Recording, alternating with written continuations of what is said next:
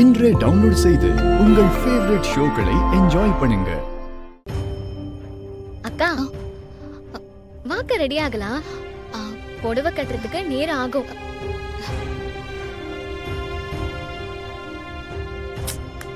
என்ன ஆச்சுக்கா? ஏன் ஒரு மாதிரியா இருக்க? அது இல்ல, நேத்து நைட்டு விஷாலும் வீட்ல இல்ல, ஸ்ரீஜாவும் வீட்ல இல்ல. 2 பேரும் காலையில ஒன்னா வீட்டுக்கு வராங்க. அந்த ஸ்ரீஜா ஏதோ பிளான் பண்ணிருக்கான்னு எனக்கு புரியுது. ஆனா என்ன பிளான்னு தான் தெரியல. என்ன சொல்றீங்க இசை?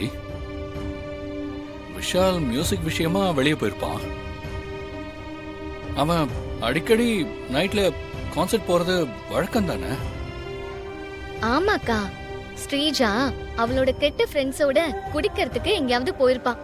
அப்படியே அங்கேயே தூங்கிருப்பா. இல்ல இல்ல வர்ஷினி, ஸ்ரீஜா தான் விஷால எங்கேயோ கூட்டிட்டு போயிருக்கா. இல்ல, அவ திட்டம் போட்டு ஏதோ காய் நகர்த்திருக்கணும். நான் அவ முகத்தை கவனிச்சேன். ஏதோ சாதிச்சவ மாதிரி அவ முகத்துல அப்படி ஒரு சந்தோஷம். ஆனா என்ன நடந்ததுன்னு தான் தெரிய மாட்டேங்குது.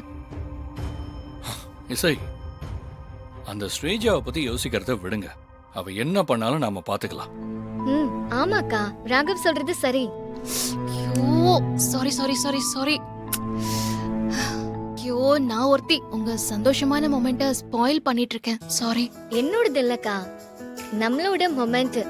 பிரிச்சு பேசாத, ஓகே? நம்ம 2 பேரோட கல்யாணமும் நல்லபடியா நடக்கும். சரி, வா போய் ரெடி ஆகலாம். ராகவ், நாங்க போய் ரெடி ஆயிட்டு வரோம். ஓகே.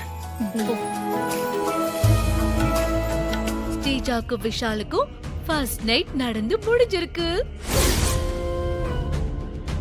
என்ன சொல்ற? எனக்கு ஒண்ணும் புரியல. ஸ்ரீஜா, சிந்தாமணி என்ன சொல்றா?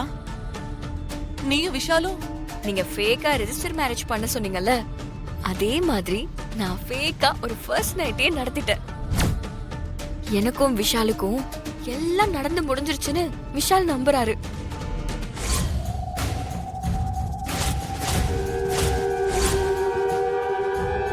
Super Sreeja, super. நீதான் கரெக்டான ஆளு. என்ன மாதிரியே யோசிச்சிருக்க. எப்பவும் இந்த மாதிரி குறுக்கு வழியில தான் சக்சஸ் ஈஸியா கிடைக்கும். தேங்க்யூ. ஆனா எனக்கு இப்போ உங்களோட உதவி வேணுமே. சொல்லு, நான் என்ன பண்ணணும்னு சொல்லு. இந்தாங்க, இந்த ஹாஸ்பிடலுக்கு போயிட்டு நான் கர்ப்பமாயிடக்கூடாதுன்னு டாக்டர் கிட்ட கன்சல்ட் பண்ண பிரிஸ்கிரிப்ஷன். இன்னும் கொஞ்ச நேரத்துல எல்லாருமே கோவில்ல பத்திரிக்கை வச்சு சாமி கும்பிட போறாங்க. நீங்க அங்க வந்து இந்த பிரிஸ்கிரிப்ஷனை காட்டி யார் இங்க பிரெக்னன்ட், எதுக்கு நான் செக்கப்க்கு போனேன்னு சொல்லி இந்த விஷயத்தை கேக்குறீங்க. நீங்க கேக்குறதுனால வேற வழியே இல்லாம நான் உண்மையை ஒத்துக்கிறேன். இதுக்கு காரணம் விஷால் தான்னு நான் சொல்றேன். நீங்க விஷால் வளர்ப்பு மேல குற்றச்சாட்டை வைங்க. விஷால் அவரா ஒத்துக்க வேண்டியது வரும். இல்லனா நான் ஒத்துக்க வைக்கிறேன்.